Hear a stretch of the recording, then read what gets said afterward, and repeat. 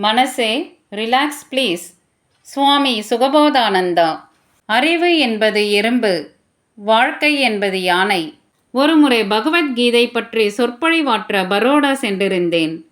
அங்கே ஒரு பெண்மணி என்னை தனிமையில் சந்திக்க விரும்புவதாக சொன்னாள். என்னை சந்தித்த உடனேயே அவள் கட்டுப்படுத்த முடியாமல் அழுதாள். மனதிலே உள்ளதை வெளியே கொட்டினால் பாரம் குறையும் என்பதால் அவளை மேலும் பேச சொல்லி தூண்டினேன். உலகத்திலே என்னைப் போல யாரும் கஷ்டப்பட்டிருக்க மாட்டார்கள், அப்படி ஒரு கஷ்டத்தை நான் அனுபவிக்கிறேன் என்று பீடிகையோடு அந்த பெண் தன் கதையை சொன்னாள்.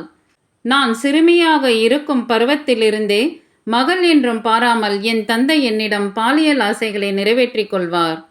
அப்போது ஐயோ என்று மனதுக்குள் கதறினேனே தவிர இதை எப்படி தடுப்பது என்று தெரியவில்லை. நான் வளர்ந்து பருவமடைந்த பின்பும் என் தந்தை மாறவில்லை, என் துயரமும் குறையவில்லை. ஒவ்வொரு நாளும் இருட்டாகவே எனக்கு விடிந்தது. பிறகு எனக்கு திருமணமும் ஆனது. அன்பு மிகுந்த கணவர் கிடைத்தார். ஆனால் அந்த துயரம் மட்டும் மறையவில்லை. என் திருமணத்துக்கு பின்பும் கூட என் தந்தை மாறவில்லை. இதை சகிக்க முடியாத நான் இந்த நரக வேதனையிலிருந்து விடுதலை வாங்கி கொடுப்பார் என்ற ஆசையில் எல்லாவற்றையும் என் கணவர் முன்பு கொட்டி அழுதேன். விளைவு, இப்போது என் கணவரும் என்னை பிரிந்து சென்று விட்டார். ஏன், எனக்கு மட்டும் ஏன் இப்படி ஒரு துன்பம் என்று கேட்டு அழுதாள் அந்த பெண்.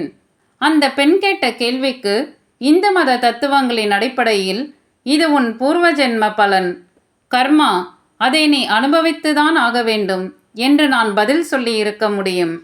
அல்லது மனோதத்துவ ரீதியாக ஒருவேளை உன் தாய் உனது தந்தையை சரியாக திருப்திப்படுத்தி இருக்க மாட்டாள், அல்லது உன் தந்தைக்கு ஏதோ மனவியாதி இருக்க வேண்டும் என்ற மருத்துவத்தை துணைக்கு அழைத்திருக்கலாம். இந்த பெண்ணுக்கு ஏன் இப்படியொரு கொடுமை நடந்தது என்று யாராவது பதில் சொல்ல முடியும் என்றால், முசோலினி, ஹிட்லர் போன்ற கொடுமைக்காரர்கள் ஏன் பிறந்தார்கள் என்பதற்கும் காரணம் சொல்லிவிட முடியுமே. மீண்டும் இப்படிப்பட்டவர்கள் பிறக்காமல் இருக்க வழியும் சொல்லிவிட முடியுமே. அந்த பெண்மணிக்கு சொன்னேன், நமது அறிவு என்பது ஓர் எறும்பு என்றால் வாழ்க்கையும் இந்த உலகமும் யானை போன்றது. யானையின் காலுக்கடியில் கிடக்கும் எறும்பால் யானையை என்றுமே முழுமையாக பார்த்துவிட முடியாது. யானையின் ஒரு பகுதியை தான் பார்க்க முடியும். எறும்பின் பார்வையைப் போல நமது அறிவு கூர்மையானதாக இருக்கலாம்.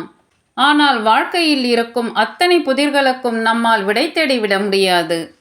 இப்படி சொல்வதால் யார் நம்மை மிதித்தாலும் உதைத்தாலும் மிதியடையைப் போல சும்மா இருக்க வேண்டும் என்று அர்த்தமல்ல. ஆங்கிலத்தில் அசர்ட்டிவ் என்று ஒரு வார்த்தை உண்டு இல்லையா? இந்த குணமுடையவர்கள் தனது உரிமைகளை விட்டு கொடுக்க மாட்டார்கள். தனது அதிகாரத்துக்கும் உரிமைக்கும் உட்பட்ட பகுதிகளை அந்நியர்கள் ஆக்கிரமிப்பதை ஏற்க மாட்டார்கள். நாம் இந்த குணத்தோடு தான் இருக்க வேண்டும்.